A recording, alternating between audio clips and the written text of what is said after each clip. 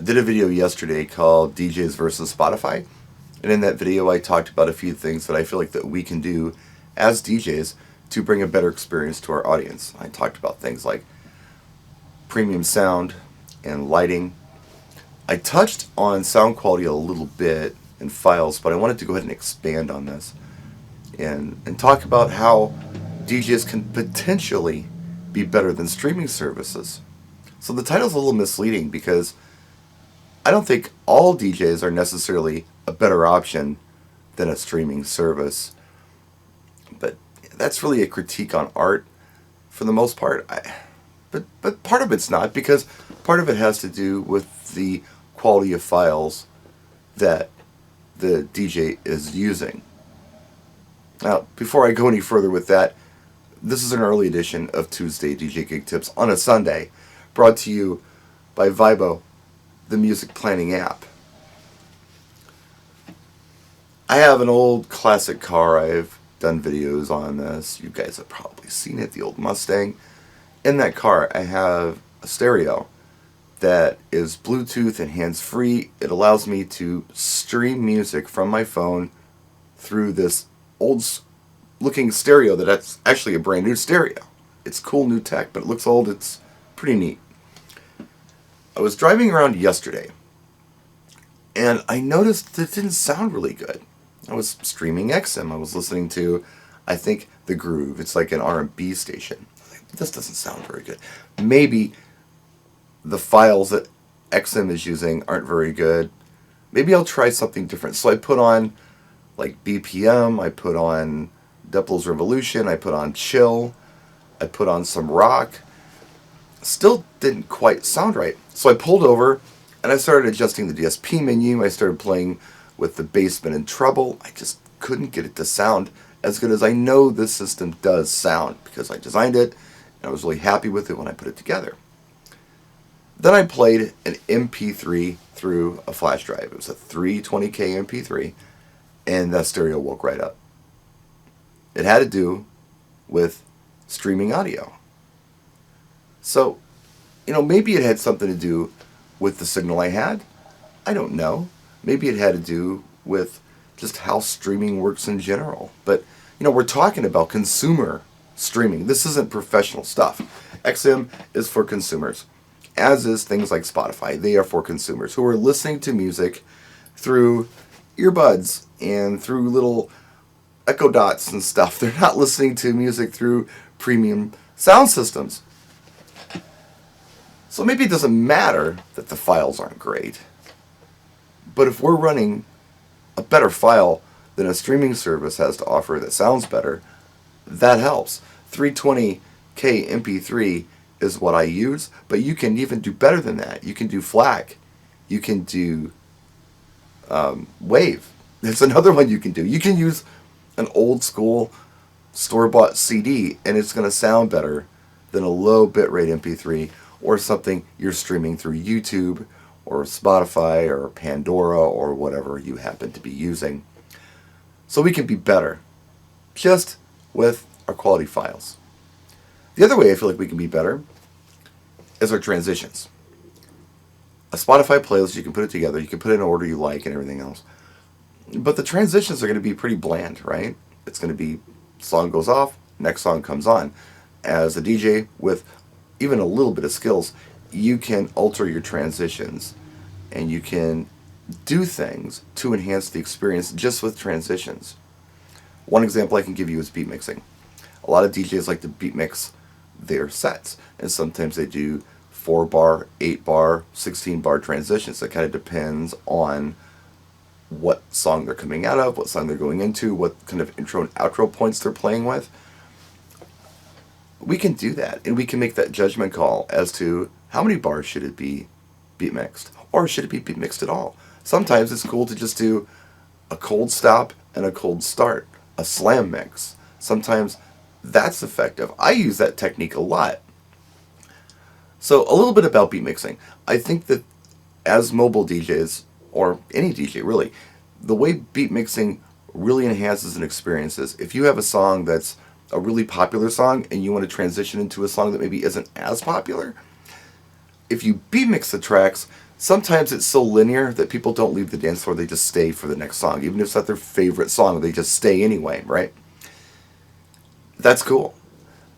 On the other hand, if you are just blending tracks, maybe cold intro, cold outro type of mixes, one song stops, the next song begins, and it's a little more abrupt and people take notice.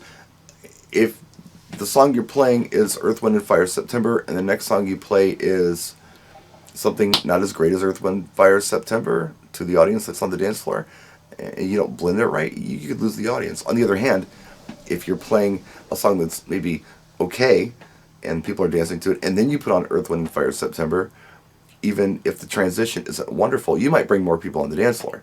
So if you're building your sets where it's good, better, best as far as the songs that the audience is enjoying, you don't necessarily have to B-mix these things. But if you're doing it in any other fashion, B-mixing is a really cool technique to use. So if you can do that, I mean, that's something that most streaming services can't do. I think Apple Music had a DJ feature that kind of by default mixes stuff. I've never heard it, but I've heard it exists. Still not better than a DJ, because we can make that judgment call by looking at our audience and figuring out what the best thing is to do as far as transitions go. And then, of course, like I touched on earlier, you can put songs in an order that make the most sense for the audience that's in front of you. I have a gig coming up this weekend. It's an agency job, and I've been given a playlist that's a lot longer than I'm going to be at this event. So I know what they want to hear. I don't even have to think. I prefer to think, but if I don't have to, whatever. They're just going to get what they want. But what I can do with this list that they have, it's not a bad list, is I can put these songs in an order that makes the most sense. The order they're given to me in is willy-nilly. The people who created this list know what they like. It's not a bad list, but you don't know what's going to be appropriate when until that audience is in front of you and you see how they're acting. If you've got all these bangers in a row and they're getting tired, maybe a slow song is appropriate that's on the list. You can decide to put that where it belongs. Or on the other hand, if things are going really well and you have a really hot dance floor and on the list they have a slow song next that's going to kill everything, maybe it's like, you know what, let's hold back on that. We have a strong dance floor, let's just keep going. DJs can make that assessment on the fly with an audience in front of them. It's just things like that that should make us better than streaming services.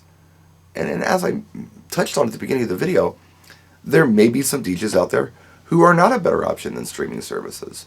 They can't program as well as Pandora can, for instance. These people exist. And when we're talking about that level of DJ, yeah, maybe a streaming service is fine. But if you feel like you have good programming skills and you know how to assess an audience and you have empathy for the people in your audience and you understand how to do a couple different types of transitions and you have better than streaming quality audio files, yeah, absolutely better than streaming service. And I do understand, and I mentioned this in this last video, I totally understand that it's very difficult to market this stuff because every DJ out there has premium sound, has professional light show, has the hottest, newest tracks, all of these things. Everyone says it, even if they don't have it. So to tell a client, I'm good because of I have good sound, I have good lighting, I have good files, it could be a difficult sell. But when an audience is experiencing this stuff, that's when you can start handing out cards to people because they've never heard anything done quite like you're doing it. Wow, this sounds really good. I like how you're doing this. I like how you're playing to the audience. I like these songs that you played. I like how you made this decision to switch from this new stuff to the oldies because there were those of us out there who wanted to hear oldies and you saw that and you addressed it. We want your card because we want you at our next event. I think that's where a lot of this stuff comes into play. It's the quality of the product that you're doing, and it's the potential for someone in the audience to be a future client to recognize what you're doing and want you for their services in the future, or tell their friends. I mean, it's wonderful. Word of mouth is the best advertisement as far as I'm concerned. I will throw this in there though, and this may not even be relevant to the video, but since it's tips, let's give a tip. I have switched to arrays in the last, I don't know, 5 or 6 years. I've gone from two-way top cabinets with horns that are more long throw to arrays for my events that are probably, I don't know, 225-ish and less. If I've got a whole bunch of people, I gotta usually go with a more aggressive two-way top cabinet with a long throw horn. But for the more intimate events that I'm doing, 150 or less is what I'm usually doing for wedding receptions and social events. I like the arrays, and the reason I like the arrays is because they don't seem to compete as much with our speaking voices, that frequency, which is the mid frequency. We can have conversations on the dance floor and off the dance floor without screaming at each other. It doesn't cause ear fatigue. And again, this not just arrays, it's the right arrays with the right mixer and sound card and the right files. It's a clean audio chain all the way through. I can tell clients with this that, you know how you go to an event and you can't talk, it's too loud and it kind of hurts? Yeah. Well, you're not going to experience that with me. Because anywhere off the dance floor, people are going to be able to have a conversation. We're on the dance floor, it's going to be nice and loud, and people are going to enjoy it. But it's not going to cause any pain, and it's not going to chase anybody out of the room. They like that. That is a selling point, and it's worked very well for me. Little bonus tip there for you. Anyway, that's it, guys. Hope this video made some sense. And I appreciate you so much for tuning in. Thank you so much. We will see you next time. Practice and enjoy.